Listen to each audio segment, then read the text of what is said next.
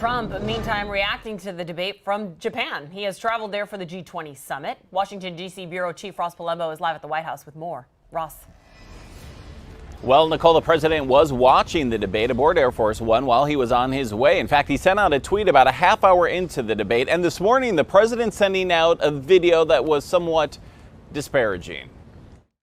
After first tweeting it was boring and calling out NBC for its horrible technical breakdown during the debate, the president now tweeting out a video showing the debate, playing the song Crazy Train and showing himself applauding. Separating these little children from their families. Trump's immigration policy was front and center last night. If you did your homework on this issue, you would know that we should. And today it remains contentious on the Hill. Is not passed. The Senate voted down the House's $4.5 billion humanitarian aid package. Passed. And now, after passing its own, Majority Leader Mitch McConnell saying there will be no compromise with its version of emergency care for migrant children. The Shelby Leahy Senate bill is the only game in town.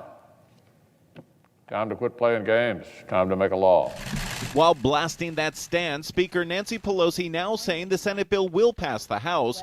Pelosi also speaking out on this disturbing image of a drowned father and daughter at America's doorstep. He couldn't save her, and then he couldn't save himself. This is such a tragedy. I just think it's such a shame for that to be the face of America around the world. There's also a new push to improve conditions for migrant children coming from asylum officials themselves. Today, lawyers for a team of advocates and doctors who visited some facilities asked a federal judge to hold the Trump administration in contempt for violating previous agreements to adhere to health and safety standards. All of this as the president is in Japan meeting with world leaders for the G20. He's already had dinner with the new Australian Prime Minister and will meet with China's Xi Jinping and Russia's Vladimir Putin. Meanwhile, the Supreme Court ruling on a pair of high-profile cases today, deciding that federal courts have no role in policing gerrymandering.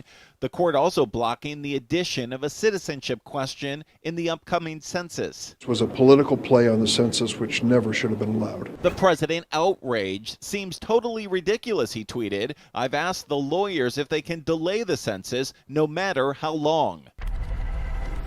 Well, it is completely unclear here at this hour what the president could possibly do. Nicole and Louis, those census forms actually are due to be printed up on Monday. Of course, we'll keep you updated. For now, though, that's the very latest live from the White House. Back to you. And Ross, do we think he'll be watching the debate again tonight from the G20 in Japan and live tweeting as he was yesterday? Louis, I can almost guarantee that the president will be glued to the TV screen once again. Joe Biden, his favorite target, after all, will be front and center at the debates tonight. He needs to get some sleep. All right, thank you, Ross.